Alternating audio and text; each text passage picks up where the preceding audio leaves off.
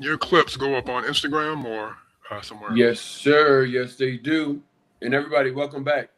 Welcome back to Black Expat Life Abroad. I am definitely excited to be here with the spellers. We're going to get into it tonight, but I want to make sure you guys are certain of where you are. So, if you are the person that is looking to move abroad, you have landed correctly in the right place. If you aren't the person that is looking to move abroad and you know somebody that's saying, hey, 2025 was a lot, 2026 is my year. I need you guys to send this to them so that they can be a part of this conversation, especially if they have children. You guys are on day number 4 if you have been continuously with us since Sunday. And what has happened is giving you guys the opportunity to take a little reality check. So, over the next 21 days, or excuse me, from January 11th and those 21 days ending us out of January, what we are going to be doing here on this platform is giving you that relocation reality check. That conversation that you need, the conversation that is designed to not only pair you with the resources and the people that can help, but more so what actually keeps you abroad, the success stories, the things that you need to sustain a quality of life that you are actually searching for. So many people right now are in a position to put moving abroad on their radar. I'm watching the news right now, and there's 1,000 things that are going on all at the exact same time. But it's time to take a deep breath.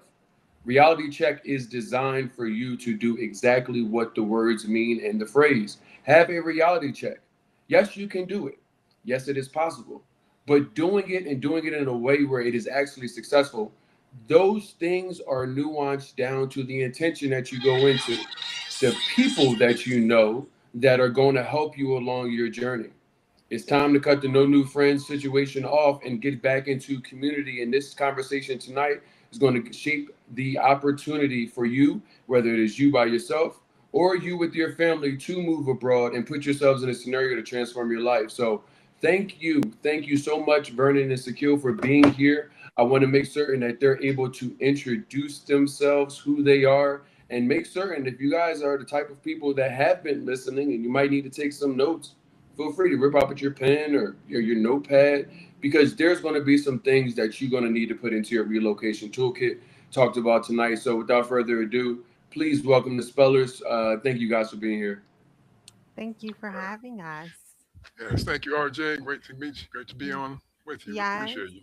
yes, we appreciate all that you're doing in Colombia and the world and putting together this amazing opportunity for families and individuals who are looking to relocate and create a new legacy for themselves and their family and throughout this world. So we appreciate you. No, So, no, yeah, appreciate you. So, should I start it off with the introductions, Vernon? let's get into it. Okay. So we are the spellers. We are the founders of Embrace Your Free. I'm Coach Sakile, and me and Vernon have been married for 25 years. And we have 6 amazing world schooling children, ages 22 through 12. And we've been homeschooling for over 20 years. So, and we are currently located in the Maya Riviera area of Moscow and our permanent residence. We are business owners and coaches. We've been on this business journey for over 20 years, and we've had the opportunity to help thousands of families create this amazing lifestyle of being able to educate their children with their values from anywhere as they travel the world, having amazing experiences while making money as they go. Mhm. So, creating this phenomenal lifestyle. I'll pass it on to you, Vernon. Anything you want to add? Well said. Just happy to be here, Coach Vernon. Thank you for covering that, Sakile and Coach Sakile. And I'll just add to it that as Sakile works with the parents on homeschooling, world schooling, I work with our business owner, homeschoolers, and businesses that market to homeschoolers. I work with them in our uh, Embrace Your Free Business coaching. Yes. Yes. So we are a team. No, that is awesome. Partnerships, especially when it comes down to families looking to move abroad.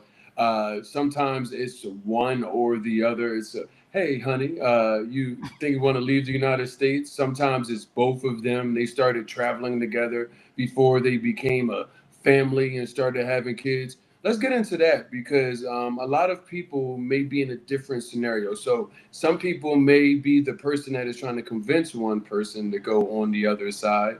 I run into people that were naturally traveling before they had kids, and they just made their family a traveling family because it was already in them. How did you guys get started within this travel journey? Yep. Great question. Sakila, Yeah. you want to go into that? Okay.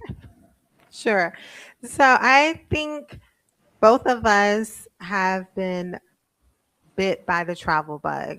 Both of us, I would say, are extremely curious. And my husband, his father's a world history professor. Okay. So, like, knowing about the world and not just through books and lectures, being able to see it, I know is very important to him. And that's a value that we both have. It's not just about, we both love reading. I've read 140 books in 2025. Well, more Okay. than. And so we love learning and growing. We really believe in life, being lifetime learners. And part Hmm. of that is not just taking in the information, but asking questions and experiencing it. Because a lot of the things that I read in books about histories or cultures, when I have traveled to the location, it's a different story, right? So I think our curiosity, our love of learning, our desire to become more, because as you travel to new locations, you're expanded in ways that when you return back home, you're not the same person. You can't Hmm. rethink, you can't unsee, you can't unbe the new person you've become, being exposed to different cultures and ways of being and thinking and experiencing. So that's something as a couple, is part of our foundation to Hmm. continuing to grow, to continue to learn, to continue to become better and more for ourselves, for our family, for our Hmm. community. And I think travel is a wonderful, fun way Yeah. to learn and grow. Yeah. So Nah, I that's think big we facts. saw eye to eye on that. You want Absolutely. to add to it? Absolutely. Well, no, well said. Well said. Oh, okay.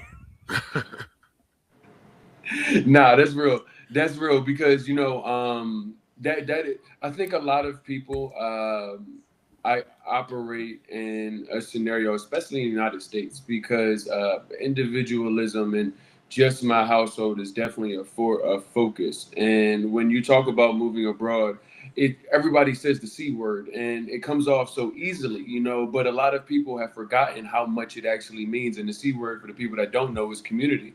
And when you think about it, it really takes, we grew up hearing this, it takes a village, it takes a village, and not realizing that it started to dwindle away under the American dream. And seeing on the other side of the TSA what so many of us have seen is like community is actually thriving. It's never actually dwindled anywhere besides in the bubble of the United States. And, as you grow your community, your family, the people that you meet along the way, it may dynamics and things may change. So, as people that were traveling before and you guys were together, 25 years is depends. I mean, there might be some people in here that are only 25 years old. And, Yeah. that type of Like me. commitment, I'm and forever showing 25. and showing up forever 25. I'm right. I got you. I'm with that. And showing up, not realizing that as you grow, you guys have six children, and you don't have what is it, septuplets, No. No, we No. six No. kids don't. at one time. They didn't No, all No. come at one time. So no. Correct. when you first had your first kid, talk to me about that because some people are just with one kid and they're like, okay, can I do this? Did you guys move abroad then, or did you wait till you had the six kids in America and then took all of them with you? Great. That's Great a question. great question. You want to Question. touch on that, Vernon So or I'll touch Trey? on it briefly, but I want you to get the details. Okay. Sakila helps is our detail and historian. So, but the concepts, like you talked about, of community, I'll touch on this real quick, and I'll pass it to you, Sakila, to give our specifics, our timeline. But community, one of the things we discovered as we were starting to travel, but even when we were in Chicago and we were having our first couple of children, one of the things that we discovered is to be very intentional about community, and Mm. that it wasn't enough just to assume that the area that we were in was just automatically community. We needed to intentionally cultivate and find people who similar value systems, who wanted similar things in terms of what they expect out of community, what they expect from themselves, what they expect from their children, and create relationships with them, great friendships, get our children in spaces where they can play together and develop relationships. And so we started doing that very intentionally in Chicago. And so we've carried that with us going forward. We have our families, and then we have our families that we've cultivated that like the Embrace Your Mhm. Free family. It's a great example of that. So we have a strong online community now of over 30,000 families and growing every day on our different Absolutely. on our different on Facebook mainly, but we're also on Instagram and YouTube. But mainly where we operate is on Facebook under our names, and of course under Embrace Your Free. And we have a couple of Mhm. different groups. But yeah, so we've done that intentionally. So, Sakila, Yes. you want to give a background on how Yes, we got sure. started? So that's a great question because we actually have worked with thousands of schooling families and families that wanted to become world schoolers. And we've worked with Mhm. families before, like, we've worked with families who were expecting their first child to families Okay. that have already had, I think our largest family was 14 children, and to helping them Whew. to travel the world and have this experiential learning. And so for us, it started off as a journey of infertility. So I couldn't have children. I had infertility problems, and we were supposed to do in vitro, and I wasn't feeling it. So I read some great books by like Queen Afua, like How to Heal Your Life, and became vegetarian in Okay. 2001. I became vegan in 2002. And then the anniversary, January 2003, I found out I was pregnant with our firstborn, who was born in September. And when he was born, we already were business owners. So he would join us on our business trips. Okay. So, and he would come to the business events. So he was implemented into this mindset of community and entrepreneurship and travel from birth. so, Yeah. um, so it was, it wasn't until I think 2008 that's when we intentionally became world schoolers after there was three tragic like deaths within a very short period of time. Like one of my friend's father, a young lady who went to college with me, and then my grandmother. And those people passing on made me realize, like, oh, or us realize that tomorrow's not promised.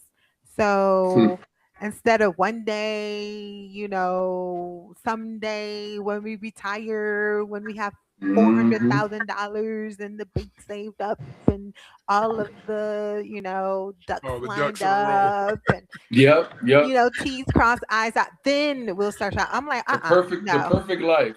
Right. When everything's the ends perfect. meet, No. ends don't So meet. no, it's never me. Not in the way that you think they do.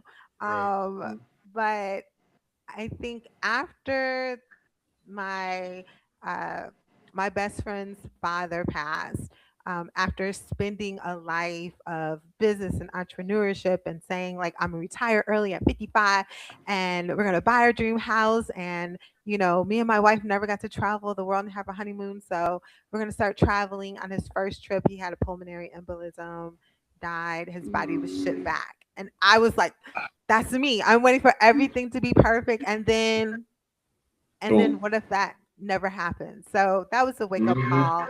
And we realized, like, the sacrifices that we were willing to make to have this child, like, why wouldn't we give them the world? Like, why wouldn't we give him the world? Why wouldn't we expose him to the world? So we were willing to do whatever it took to provide him with the best education. And personally, it's world schooling. I mean, maybe I'm biased, but being able to travel and really experience learning, not just sitting in a classroom, actually, instead of just learning Spanish in the classroom, going to a Spanish speaking country, instead of reading Hmm. about just the Mayan culture, actually being able to experience. I mean, I think that's a world class education. And, you know, they say that children retain like 10% of what is it, 10% of what they read, Hmm. 20% of what they hear, 30% of what they see,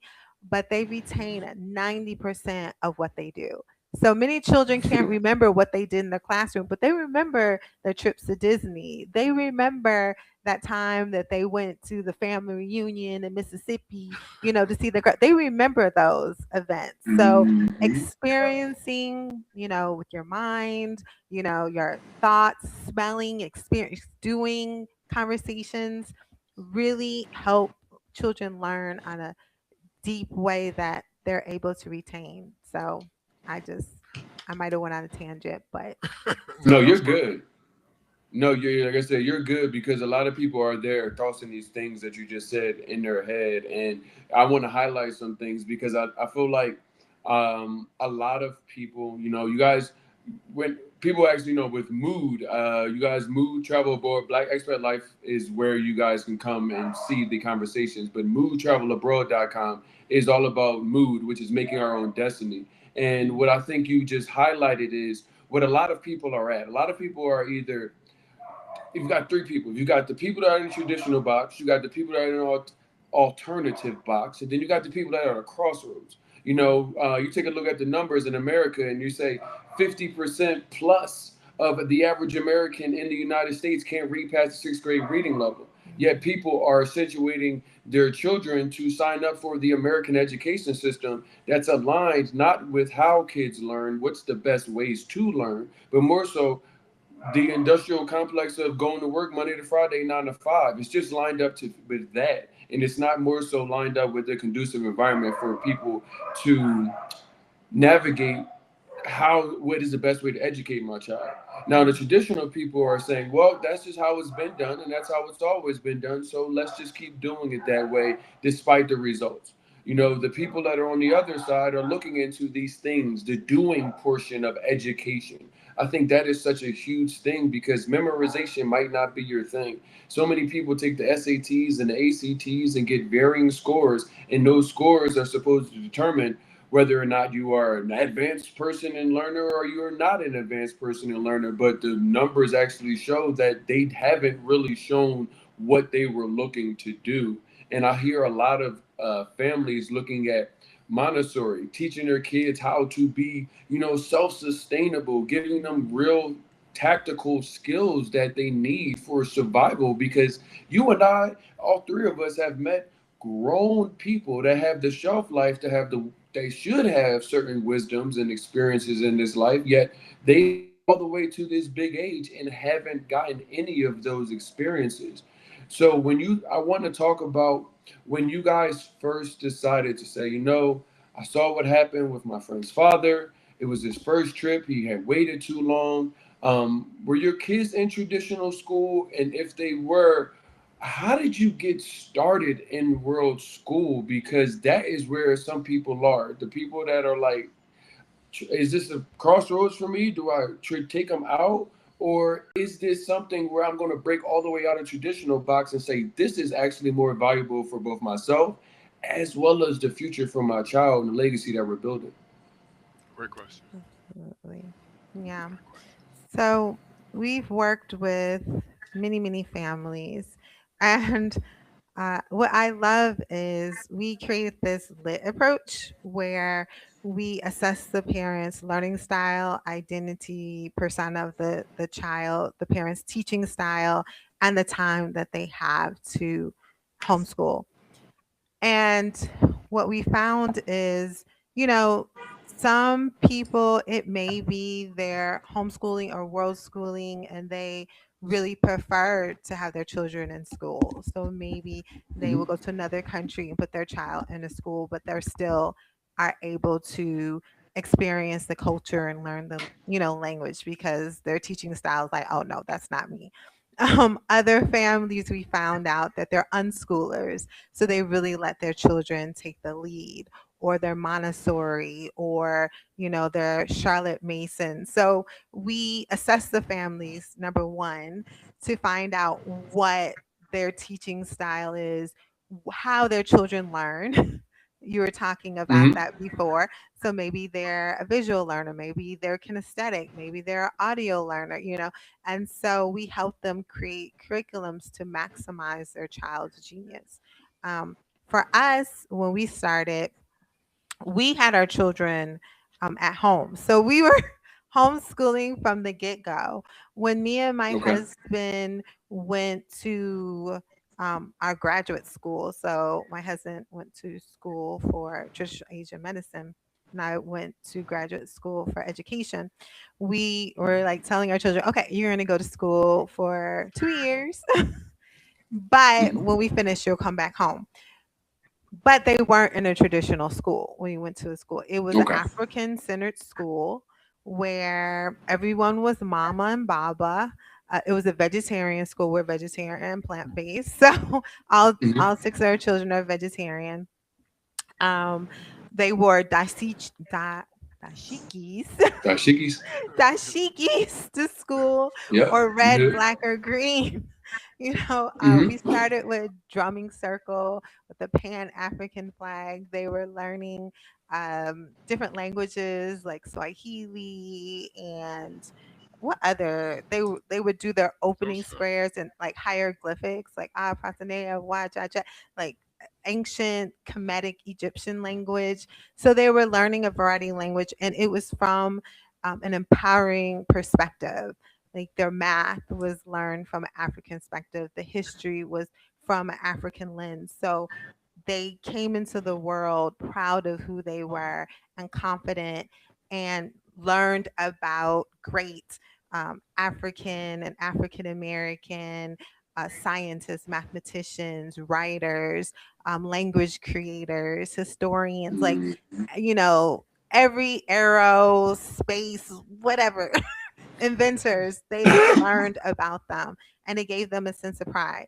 So that's what we did for a couple years. And once, we finished school, we um, pulled our children out of school. But even when they were in school, we were world schooling them. And we got in trouble with the school multiple times because they're like, oh, there's the African American History Museum. We're going to Washington, D.C. See, like, you can't just, oh, this event is coming out. We're taking them out of school. We're going here. So we were still like world schooling, like experiencing, like Hmm. the children were still experiencing the world even when they're in school. And they're just like, we're gonna have to like give your spot to someone else because like we get paid by how many Y'all not here days a that child much. is in school, and you just can't keep pulling children out of school. And I'm like, it's okay. This Now is our I'm last thinking it was year. going to be like DHS, Department of Human Services. They're like, no, no, no, we're missing some money. I thought they were saying no, the kids not going to be learning. They're like, no, no, No. no.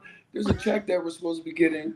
They were That like that very like upfront because we were taking them to educational events. We would get their homework and do it with them, so they not their knew that the educational events. children were learning, they were excelling. My son was a valedictorian of his school. He was like the best and the brightest. At the time, he got a letter sent from Obama as one of the top students in the U.S. when, yeah, Obama was president. So he was Uh-huh. brilliant. I mean, he's still brilliant. So that wasn't an issue. It was the money. That's And hilarious. so, and That's that, hilarious. but it's true. Like a lot of times our children are put into special education programs not because they really have a need. It's because of the money. So one of the things that I loved about that school, they didn't allow sugar or food coloring in the food. If a child brought some candy, they threw it straight in the garbage. And before they threw in the garbage, they would read the ingredients. Can you even read this? Can you even pronounce? Is this even a thing? This like XYZ LWQ, 80 whatever ingredients on chemical. one pack of Can you candy. even read this? Yep. This is poison. This is poison for your brain. So like their ADHD levels and a lot of the disorders that are in a lot of schools, they didn't have it. because, and that was what my thesis was about, deleterious Oh wow. behavior that was prompted by the foods that we eat. So I love that about the With school. you. Yeah. And so they were on it. And so a lot of the schools, the way that they set it up intentionally is to get more funding. And unfortunately, it's a lot of our babies, people that look like us, that are the blunt Hmm. of these programs. Like, put them on Ritalin, put them on drugs, get them an IEP. And, not to say that some children don't have issues, but what if it's Don't need something it, else? but What if it's just diet? Maybe it's because you're giving them Fruit Loops with food coloring and sugar. They're bouncing, coming to school, bouncing off the walls, and then they're like, "No, you have to sit and hmm, focus. Oh, you can't sit and focus. Let me give you a drug." No, yeah, you just yeah. gave them sugar. I mean, if Mhm. you give me sugar, I'm bouncing. You're giving an energetic child sugar for breakfast and expecting them to sit down and focus, and then you want to give them energy. Okay, I'm going on a whole. No, you're fine. No, I'm laughing because literally my girl said today, she goes, she's like, you remember when I said I'm gonna drink we got a they have Rappy here. Do they have Rappy in Mexico? I Yeah, can't remember. Mexico. They Yeah. But do. yeah, they do. So yeah, they do, definitely. So Rappy in Colombia, I never got one when I was in Mexico, but in Colombia, if you order a bunch of times or whatever, they give you like a gift. Like it always something random. And they gave me a random energy drink. And I was like, today I'm not gonna drink coffee, I'm gonna drink that energy drink. She said, "You remember when we were on the cruise?" And I said, we got to stay up so we go, to go to the club or the party or whatever." And I said I was gonna give you a Red Bull, and you were like, "I don't know about having no Red Bull. It's gonna be too much energy. It's gonna be having. I don't need wings." So when you're talking about the kids and the Fruit Loops, and I'm like, no, no, no, I get it because some stuff you ingest and it's like this is mass marketed and it's absolutely making it's not only making me feel crazy, but more so it's like it's killing me or it's causing ailments, physical ailments, mental ailments, and Yeah, blockages and things of that nature. Even when it comes to the fruits and the vegetables, you guys being plant based, you guys know it's even weird to navigate that in America because of plant coatings. That's like I said, we got plenty to talk about, but yes, that is definitely good to keep on your radar and knowing what that is because a lot of people are saying I can't really do anything. The food is the food. The organic food costs a lot, and when you guys, I would say that you guys are not the normal and typical family that may be watching this as far as where you guys started and how you started versus where a lot of people are. But I do know because of what you do, you actually are in a scenario where you talk to these people all the time. So for the people that absolutely. aren't in the position to have sat in front of you and aren't privy to, okay, well, I'm in a traditional box, or I'm at the crossroads of wanting to stay in the traditional box. What do you tell these people when it comes to world schooling that makes it make sense versus I'm already thinking like this? Yeah. So number one, I only talk to people that have that interest. We're not into like if you believe traditional is the best, then bless you. If it works for you, I love it for you. So we work for those who are already like thinking or curious about it. You have to be either Okay. families that are like, this is what I want. I see what you're doing. I want that. How do I get that? Sign me up. Mm-hmm. Or people like, I've been thinking about this. This is something I'm curious The about. crossroads people. Yeah, the Got you. crossroads people. Yeah, I'm with Because you. I mean, Yeah. if it's something that's not even on their radar, something that they would never do, it's just a waste of time and energy. It's just annoying them and Mm-hmm. just wasting time. But, we have like groups, if they are curious, where we talk about this, like free Facebook groups and communities where we share this information and we can help them. We have books, we have some free books that they can read. We have some other resources, paid resources to help them. Mm-hmm. But On we have like embraceyourfree.com. master classes where they can get on as a group that's curious. But typically, the people that I speak to one on one are already those that are like, yeah, I've been watching you for a while, and that's what I want to do. Like, that sounds like an amazing opportunity. I love traveling. I would love to travel with my children. Yeah. I just don't know how I can afford this or how I can make this work. But I know this is what I want. And so we just help them put the pieces together. And so we have families that Okay. have a home base like in the US, and they may just want to like travel maybe 2 months of the year to, you know, Okay. expose their children. We have families that want to do a gap year, so they take a year off of work from their savings and just travel the world with their family. We have those that are road schoolers, so they work remotely or have business with employees, and so they travel. They're nomads, digital nomads, like traveling around. We have families that we work with who are expats who travel and want to Mhm. stay in locations for long periods of time. So we help families from the whole gamut, you know? So it's like, what are Okay. your needs? We assess them. We have like assessments for family to see exactly where they are and what their next step is, Hmm. you know, and really to clarify what their dreams, because the way that we started may not be the way that someone else started. But we started off small. We Yeah. started off with weekend travel. Then we started like 1 week in Hmm. a month. Then we started 1 week a month. Then it was 1 month a season. Then it was 6 months a year.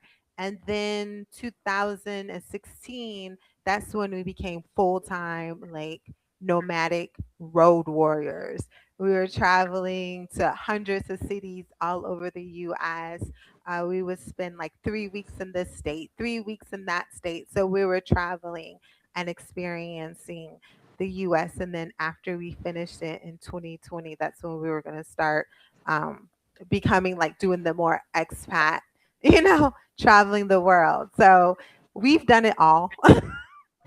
So we know Yeah. like the pitfalls to avoid, what to do, what You not said to y'all do. finished the United States. I've never really heard that sentence put together the way that you like. Yeah, well, you just finished the United States, and I've just never heard that. I was just like, Not that finished the we're United like States. done, That, but we've but that's traveled dope the though. Like, US. Yeah. Yeah. So we no, knew I, that we I wanted to get that, and travel internationally. So we wanted like, okay, let's start home and then travel outside. I'm sorry. Go ahead. no, you're good. No, you're good. No, just I've just finished the United States like that. I probably won't finish the United States because there are some states that will not see you, boy. That is just going to happen. It's just not going to happen. But that is definitely, because a lot of people, aren't in a scenario where they may be doing a lot of traveling with their family, and they're looking at this move abroad as like a fire hose. They actually think they have to go into the furthest part of the deep end in order to actually go about doing it. And you said a couple of things that I think went over people's heads. You were like, hey, we started off with the week. We started off with the 2 weeks, and then we went to a month, and then we gradually went there. And a lot of people are, I'm seeing it, and I know you guys are. There have never been anywhere, never left the United States, maybe never leaving after their city or their state, but because of what's going on in America, they are looking and doing the research, and they're looking at the places that they can go to, and Thailand and what's the other one? Indonesia are the ones where it's so cheap and it's everything. Yeah. It's painted this beautiful way, and what I'm seeing is families moving abroad with unrealistic expectations, going into the furthest deep end of what relocation is, which is you being a full day ahead, 12 hours away from, at least if you're Eastern time. If you're on West Coast time, you're even probably worse. These things are all things that people put on their plate when it comes to relocation, and not realizing that you don't have to do it all at one time. No, That's you why I tell don't. people, like, don't go sell all your stuff. Like, I know you're excited to see us over here in Medellin and Playa del Carmen, but just wait. Don't sell everything yet. Make sure you like it before Yes. you Yeah. go getting that involved. And I Yes. know you guys have been in Mexico for a while. What put it on your radar, and what made you stay? Great You want question. to go into that? Great I'm question. going to Yeah. pass the mic over to you. Coach All right, Vernon. I'll get into it a little bit here. So yeah, so great points, RJ. Great points. So some of the things that we work on, and we worked on ourselves with this, as Sakile mentioned. My father was an African world history professor, so I got an understanding about the world kind of early on, and that helped me with some of the stuff you're talking about. RJ mentioned there, and not having that extreme on either side. So we run into families who will have a really kind of rose-colored view of the world, and they'll go and stay in resorts, Mm-hmm. and they won't leave the resort. So they just have the kind of this resort view of different places. And then we have other families who have a CNN, Fox News kind of view of everything outside the United States as a favela or a shanty town or in Mexico they have different areas that they'll call them different things in Mexico. I forget the name of them, but they think that that's what they're going to see. So they have on either end of the spectrum, and so that's one of the things that we kind of help them with is have a more um, realistic view of the international community, and that's one of the things that we kind of have worked to do as well. So you know what I was gonna I forgot what the actual question was. I was thinking about Mexico. that. Why did we choose Mexico? Yes. So the why Mexico came on the Are you radar. good? It was uh, I'll let Sakila kind of get into some of the more details, but I'll tell you some of the beginnings of it. We actually were interested in traveling the world kind of in general. It wasn't specifically Mexico. Even now, we use Mexico as a base, but we actually still come back into Houston, Texas, come back in Chicago where our families are. Houston, Texas is one of our bases in the United States. And then we're looking at some other countries in terms of there's something called flag theory where you have different bases, different locations around the world. So that's one of the things that we actually keen on, and one of the principles we enjoy having different residencies, different citizenships in different countries. I think is very important. Mm-hmm. But Mexico, because of and I'll let Sakila get into the details of it, but Mexico is a nice for families out there. One of the great things about Mexico, it's very similar to the U.S. So it's a nice starter, and Latin America kind of in general, or South America, Central America. It's a nice place to go when you're first leaving the U.S. You're not too far. We're roughly an hour, 2 hours away from Houston or from Chicago even, you know. And it's pretty similar society-wise. Mexico is relatively similar to the United States. Spanish, a lot of people have some Spanish knowledge. you know, Mexicans, most of them speak, Mm-hmm. some a bit of English. So it's a nice kind of beginning location to go to. So it kind of worked out. But we had some other things we were doing here too, business wise, that it kind of lined up perfectly. And I'll let Sakila kind of tell the more specifics of it. Sakila, you want to get into that? Yes. So, okay, so like we said, we were finishing up our like US tour and we were gonna start our international 100 countries tour in 2020. And so our first country, because it's close and we have been there before, was going to be Mexico. Also in the Maya Riviera area, we have been here before for a global business event where it was like networking, really helping people to expand their mind and create their realities. So our first trip in Mexico in 2013 was with our mentors and coaches, which was really powerful. And then in 2020, there was going to be another event with a company that works with business owners, helping them get their flags to get multiple citizenships, passports, and bank accounts and residencies and all of that. So we were coming to this area for this event, and of course, it was canceled um, because of COVID. And so Mm-hmm. while we're just like, oh, we're gonna come here anyway, and the event will probably be here next year, so let's check this area out. It must be nice for like these two events where a lot of the people in the group were millionaires, sometimes billionaires. So I'm like, this has to be a great location for Mm-hmm. like these type of individuals to choose this as their place to host the event. So we came here and it was great because the US was locked down, but when we got here, things were pretty open. Like the first week we came here, children were knocking on the door saying, "Can your kids come out and play?" I'm like, "Sure, kids, get out, go play, make friends." You know, so Yep. It was really great. It was like the US in the 80s, 1980s, where children like ride their Yeah, bicycle, knock on yeah, the door. Can I they come got you. out to play? Yes, you know. And so it was just Hmm. such an amazing, accepting, just environment that I wanted my children to experience. So it was really great. We had a 6 month tourist visa, and of course that expired. So it's like, what's the next step? We were planning going to places like Colombia next, but the rules kept changing. They're just like, well, if you come, you have to get quarantined, or if you come, you get a special insurance. If you come, you have to do this, do this. So the rules kept changing. And I'm like, there's 8 of us. Yeah, Right, So right. if one of us is sick, or, it just will blow. So we're like, we're just going to stay here. So that's when it's we everybody. started the Yeah, temporary residency. We decided, okay, let's just chill here until things unfold. And so we got our temporary residency, and we're like, the event did come, and a lot of people, to get the additional residencies. And the event was like, Mexico is a great place to get a permanent residency. So we're like, okay, well, let's do it. So that's our thing. We just got our hmm, permanent residency, this year. So the rest of the family will get theirs in the next congratulations. couple months. Yeah, the next couple months. Everyone will be, and so now we'll be making Okay, moves to continue our travels. And we're actually making moves to get some the passports. flag there.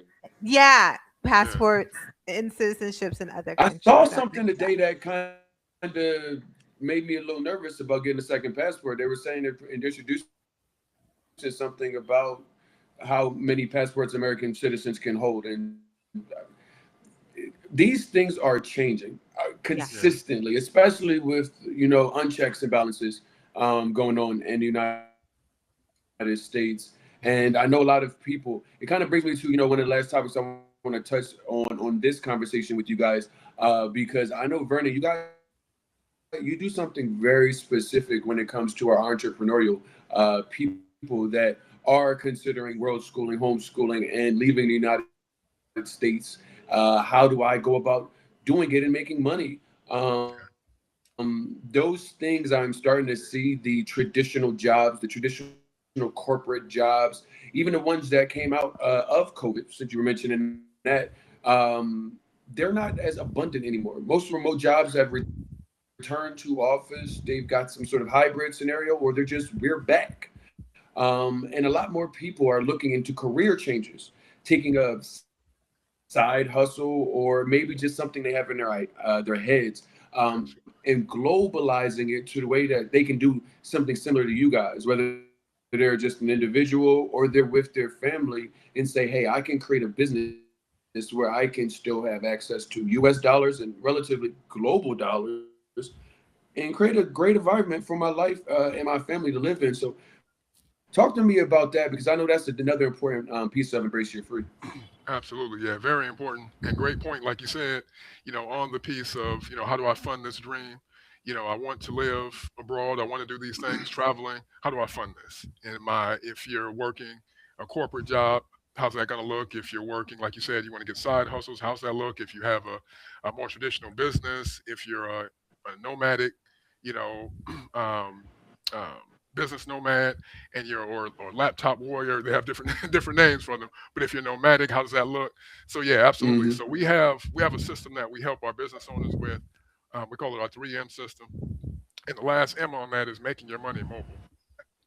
And so we work with our business owners, we work with our professionals to see what the best way is for them. And yeah, things have changed significantly.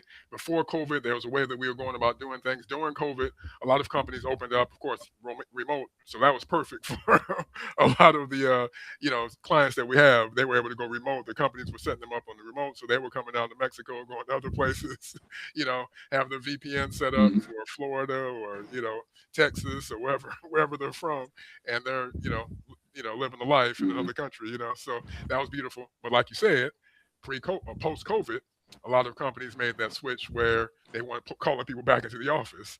So yeah, it's a challenge, but there are ways to operate it. you know, and depending on the job that you're working, depending on your relationship, and this is one of the things we help our families with as well, is who are working jobs. Some people are able to talk to their boss and work on the situation where, okay, I'm going to work hybrid.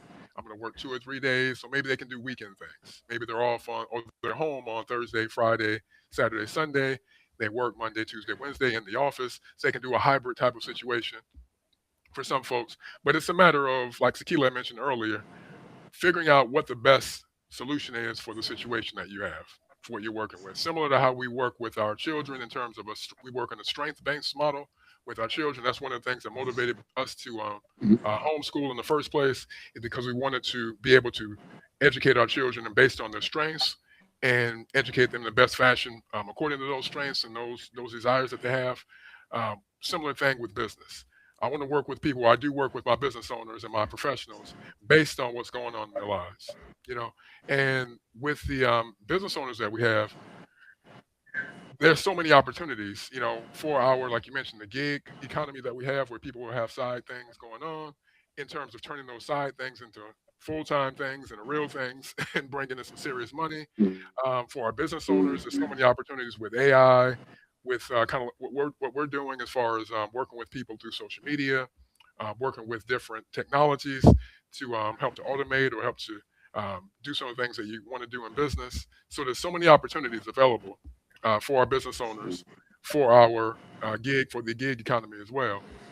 And so we work with them on the different ways of doing that and help them get set up. And we've been able to help numerous families over the last, uh, what is it now, 2019? So about 6 years, helping numerous families do that. So yeah, you're absolutely right. That's a very important piece. But you don't have to do it just one way. That's the finishing Mhm. kind of message I want to finish with here. And Sakila, if you have anything to add to this, Yeah. I want to encourage my families. It's not just one way, because a lot of times they're like, "Oh, were you wealthy before you did this? Is this how you did it? Oh, Vernon had a business, so you all go, which I did. I had a business, but it's not necessary. You don't have to have a business. You don't have to have, like Sakila said, a gazillion dollars in the bank.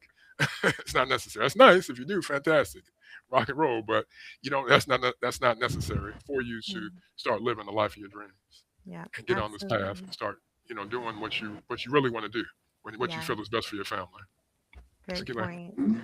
Yeah. I agree with everything that Vernon said. And a lot of the families that we work with, they don't know like how they'll be able to make money. So again, we're all about assessing you based on where you are. So part of the 3M system is we assess families and we use a concept called ikigai, which is a Japanese concept that means why did it just drop? The purpose for your life. Yeah. Yeah, your purpose. Yes, your Okay. purpose for being, right? And Yes. so there's four concepts that we work with families. We find out what they love, their passion. Then we find out what they're good at, like out of the things that they love. Then we find out what the world needs from them.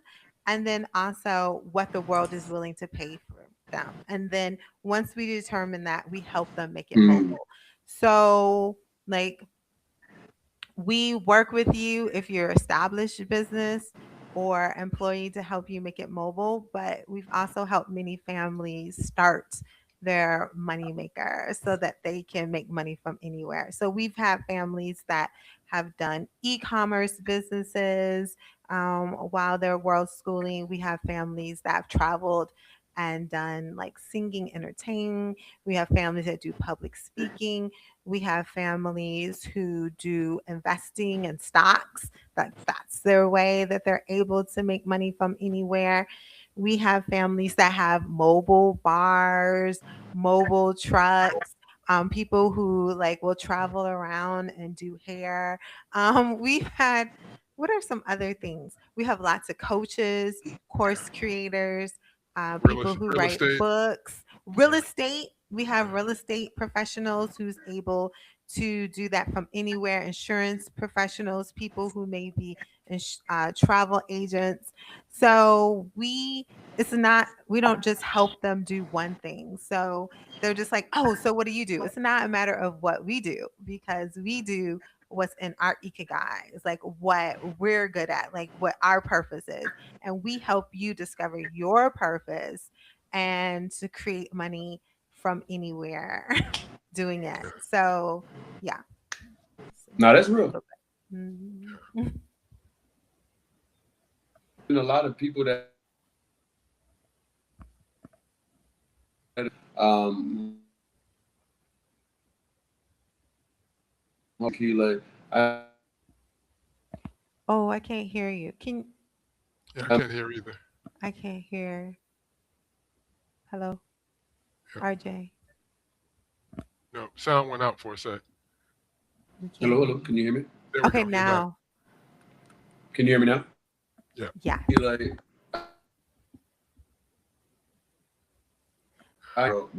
You're out again. unfortunately,